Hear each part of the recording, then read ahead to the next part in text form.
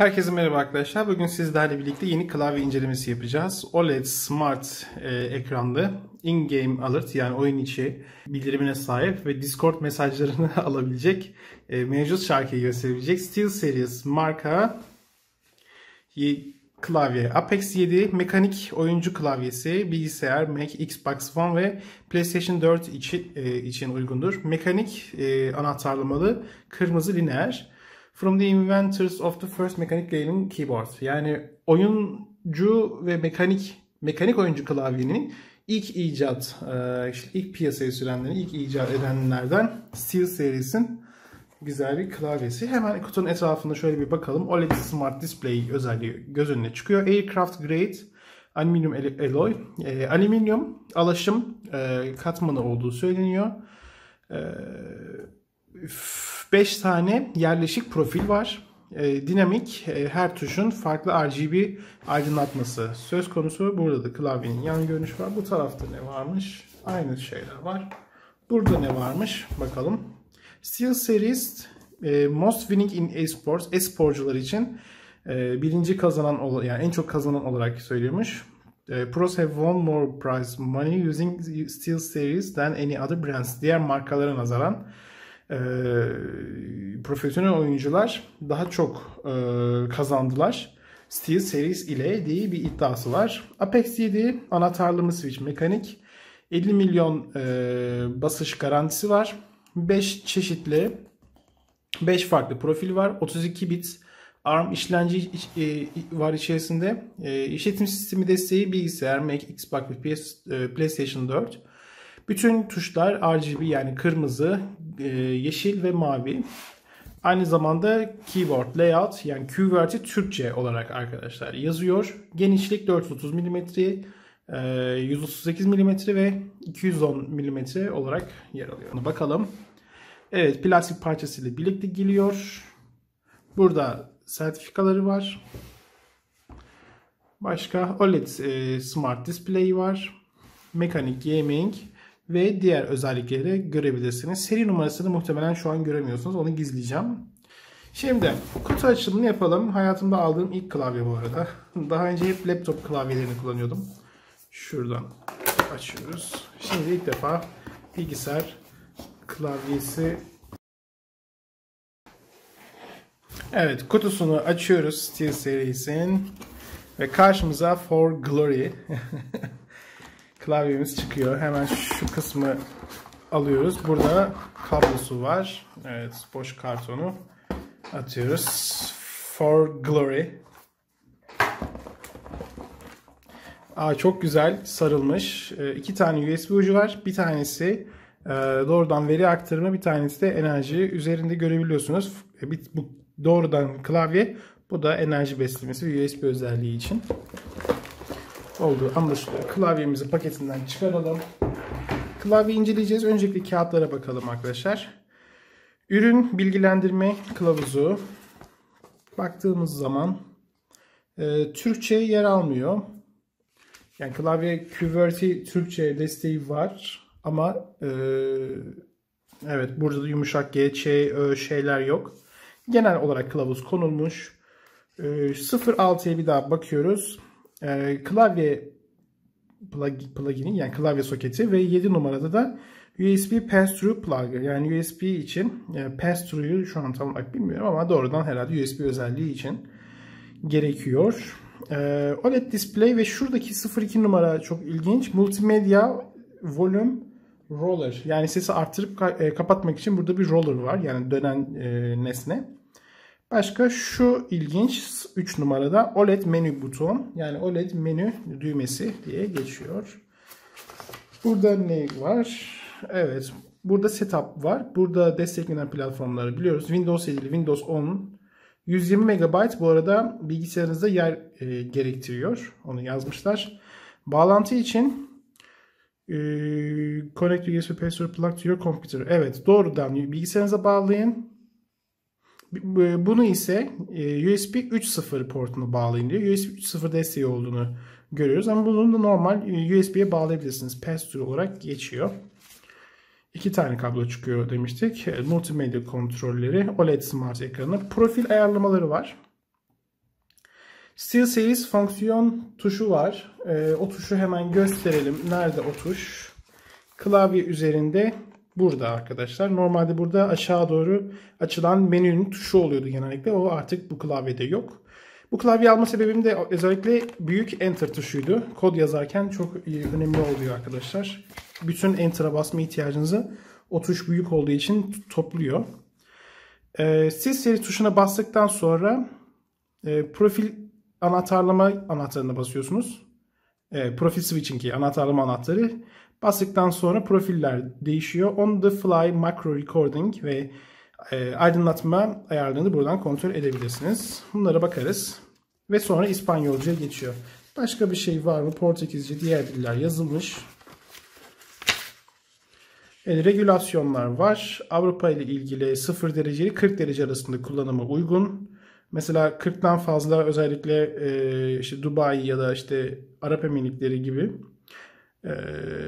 yani diğer işte orta kuşak ülkelerinde uygun olmuyor. Çünkü ona 60 derece kadar rahatlıkla çıktıkları için 40 derece deniliyor.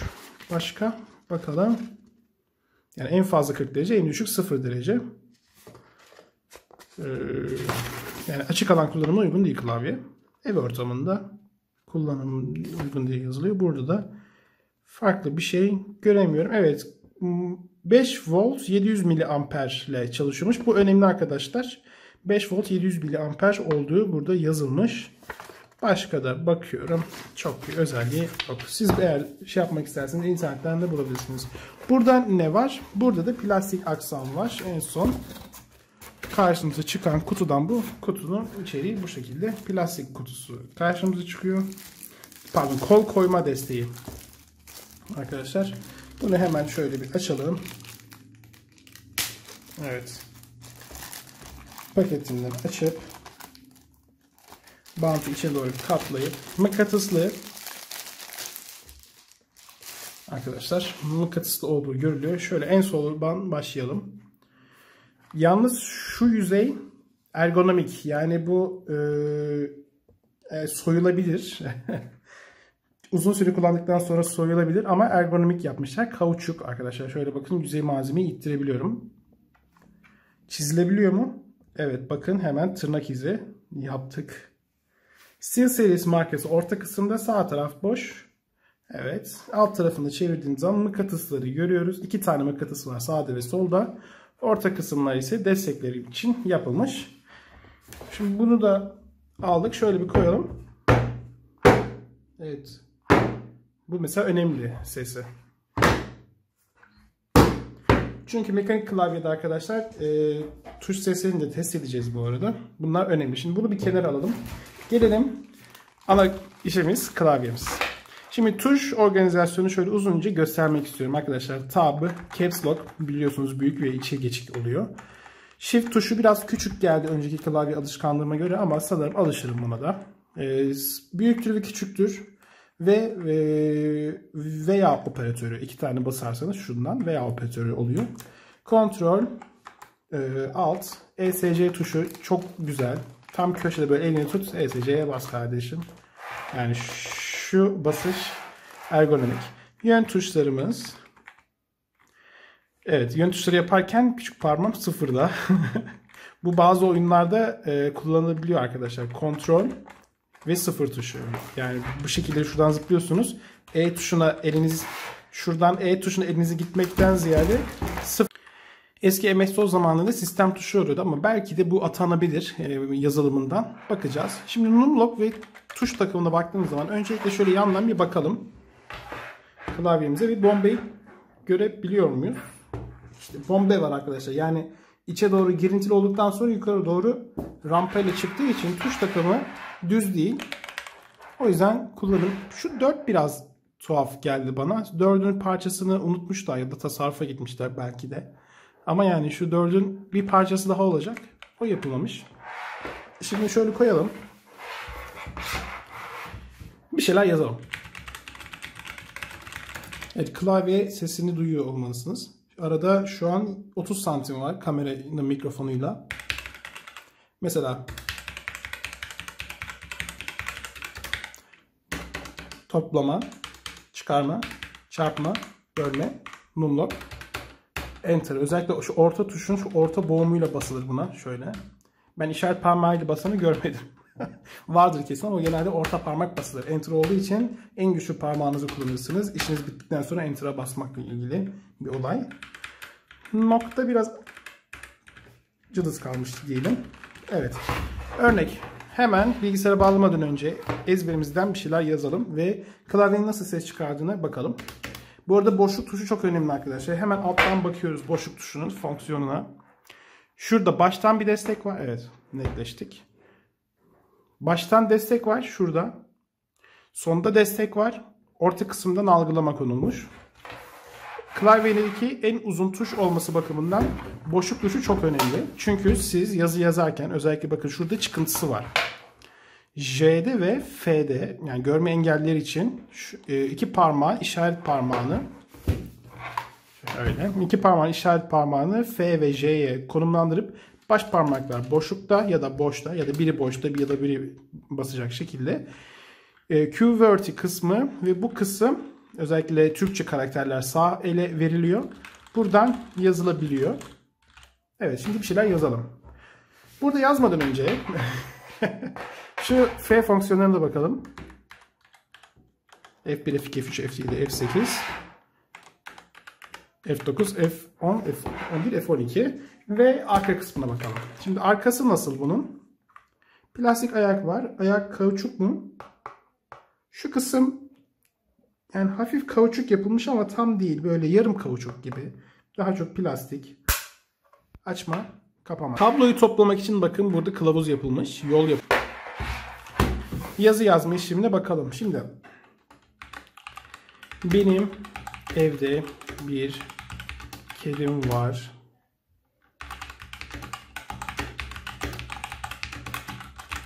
Genel olarak yazma olayı bu.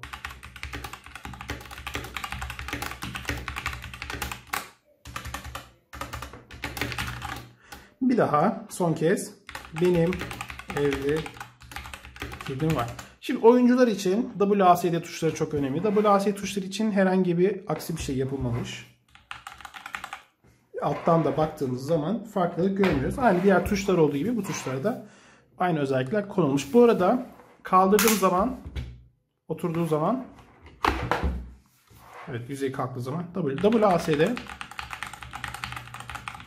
Şu an arada 30 santim var mikrofona. 15 santim.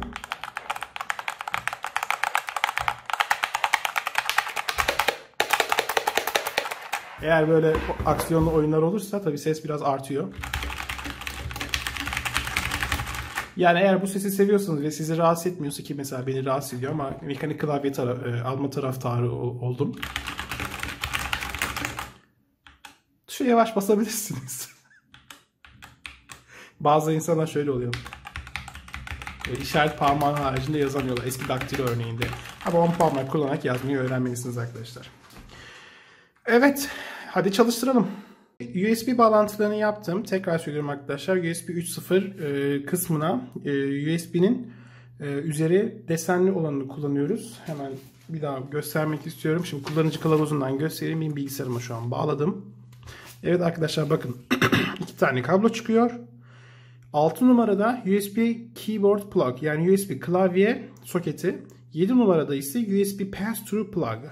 Yani bunu normal USB 2.0'a, bunu USB 3.0'a bağlayacaksınız. Tekrar onu teyit etmek istiyorum. Şurada bir yerde bunu gösteriyordu. Evet bakın arka sayfada.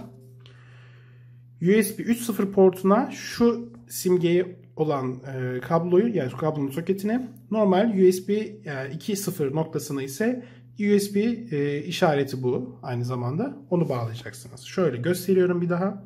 Bağlantı bu şekilde arkadaşlar. Şimdi bilgisayara bağladıktan sonra hemen evet klavyeyi bilgisayara bağladım arkadaşlar. Hemen ışıkları bakın varsayılan olarak gökkuşağı renklerinde bezendi. Evet mor, mavi, yeşil, sarı böyle bir oyuncu klavyesi şeyine dönüştü. Bu arada Shift'in logosu biraz enteresan. Ona alışmamıştım. Pardon, Caps Lock'u böyle yapılmış. Shift'i böyle yapılmış. Bu biraz tuhafıma geldi açıkçası. Caps Lock niye böyle? De Caps Lock da yazabilir ama ona da böyle bir simge konulmuş. Shift'in üstündeki diye. Altıda bir şey gösterince diğer kalan da üstü ifade etmiş. Tab tuşunun logosu da biraz değişik. Normalde tab sağa doğru gösterildiği gibi de sola doğru gösterilmesi gerekir. Ama orada da bir tasarrufa gidilmiş. O da biraz enteresan. Sağ tarafa bakıldığı zaman klavye düzeni. Evet bakın.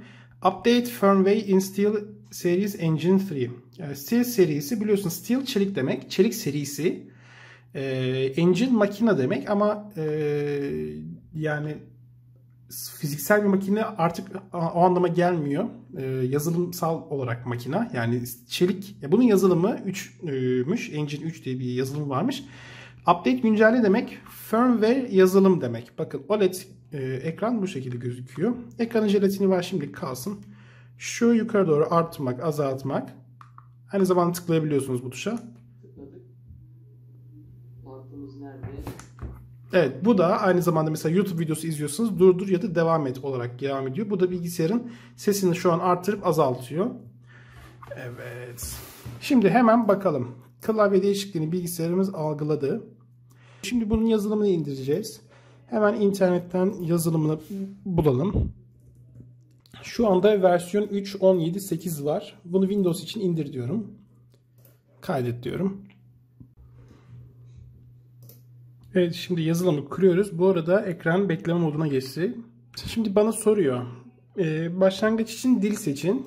İngilizce, Türkçe var mı diye bakıyorum. Türkçe yok. O yüzden İngilizce seçeceğiz. Evet, SteelSeries Engine 3.17.8 versiyonunu kuruyorum şu an. Evet, kurulum tamamlandı. Welcome to SteelSeries Engine. SteelSeries makinesine hoş geldiniz. Apex Pro şimdi alışveriş yapıyor.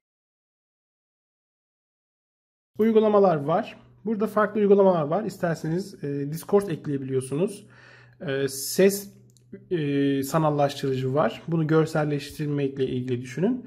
Prism Sync cihazlarınızı birbirine bağlamak için. Başka görüntü uygunlaştırma. Farklı şeyler CSGO için CSGO tabii. CSGO için de donanımdan display ekrana görüntü aktarımı için Dota 2, Mortal Kombat, Minecraft için, Utopia, farklı oyunlar için buradan görebilirsiniz ve kendi uygulamanızı yapabilirsiniz. İlginçmiş, yapılabilir. Mesela kendi fotoğrafımı koyabilirim belki oraya. Kütüphane diyor. Burada oyunlar için tara diyor. Evet, benim bilgisayarımdaki oyunları bulduğu Alex var. Solitaire var. Minecraft var şu anda. Tümünü seç ve oyunlar için uygula dediğim zaman evet ekledi tümünü. Evet, şu an Critical Update. Evet, yeni uygulamanın daha doğrusu yeni versiyonun indirmek için bana söylüyor. Eğer göremiyorsunuz diye USB, Bluetooth ve ses şeyini ekleyebilirsiniz diyor. Hemen bir yazılımı yükleyelim arkadaşlar. Firmware Update yazılım güncellemesi. Bu yapılırken sakın cihazınızı kapatmayın diyor. Başlattık. Şu an yükleme yapılıyor. Hem oyun oynamak hem yazılım geliştirmek için tercih ettiğim bir klavye. Şuradaki düğme evet biraz sırıtıyor. Yani elim sürekli ESC'de. Bu arada arkadaşlar USB girişi burada. Bakın buranın ışığı yanıyor. Bunu unutmayın arkadaşlar. USB takabiliyorsunuz. Burada OLED display var. Şu aşağı yukarı ses arttırma azaltma. Bunun üzerine doğrudan bastığınız zaman sesi iptal ediyor. Şunu bastığınız zaman da son medya, mesela benim şu an Google Chrome'da evet yazılım yüklerken kapanıyor ışığı. Şu an muhtemelen yazılım yükleniyor. Evet, ekranda update complete denildi. Tamam dedim. Şu an Apex 7 not completed diyor çünkü yükleme yapılıyor. Yükleme yapıldığı öğrenildi. Evet, SteelSeries başlatıyor. Yani klavyenin de artık bir işletim sistemi var. Config 1 olarak görüyor. Evet, ekranda da çıktı. Config 1, Config 2 var arkadaşlar. Evet, şimdi onlara bir bakalım arkadaşlar. Varsayılan. Şu an Config 2 geçerli şöyle. Şu an Config 2 geçerli. Birden başlayayım arkadaşlar. Şu Config 1. Alt ve üst tuşlar mor ve kırmızı tonlarındaki, orta kısım mavi tonlarında. Config 2'ye baktığım zaman sol kısım mavi, QWERTY sarı, sağ tarafa doğru kırmızı ve gökkuşağı renkleri ilerliyor mu? İlerlemiyor burada. Evet, tuş takımı da kırmızı görüyoruz. Şöyle Config 3'e geçtiğimiz zaman da Varsayılanlar arkadaşlar bunlar. Komple mor ve mavi tonlarında. Kırmızı arada geçiyor. 4'e baktığımız zaman evet yine böyle. Hatta ışıkları kapatalım. Evet, daha güzel gözüküyor sanki. Baştan yapsaymışım. Evet, config 1'de seçtiğimiz zaman alt kısım mor, üst kısım mor ve orta kısım mavi olarak geçiyor. Bunları bilgisayar programından şöyle büyütelim.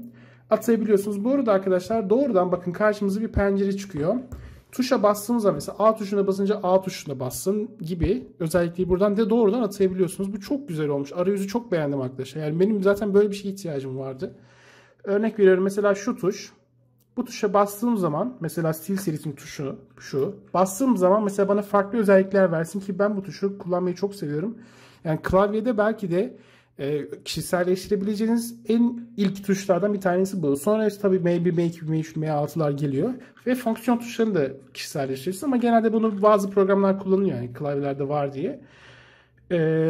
O yüzden arkadaşlar şu tuş yani kendi başına olduğu için istediğiniz gibi bunu kişiselleştirebilirsiniz. Tabii size kalmış. Başka bakalım. Aydınlatma kısmı Illumination. Illumination aydınlatma demek ve OLED ekran ayarları. OLED tabii ben kendi fotoğrafıma bakayım koyabilecek miyim? Evet. İmajı koyabiliyoruz arkadaşlar. SteelSeries'i burada da hatta ayarlayabiliyoruz. Bakalım. Upload from file. Bakalım kendi fotoğrafımı oraya koyabilecek miyim? Şöyle dosyadan bir fotoğrafımı bulayım. Bakıyorum. Evet, şöyle bir fotoğrafım var. Tabii onu siyah beyaz hemen atıyor arkadaşlar. Normalde bu benim fotoğrafım. Bakın şu benim suratım. Orada görünüyor. Çok hoş. Ekrandan da görebilirsiniz.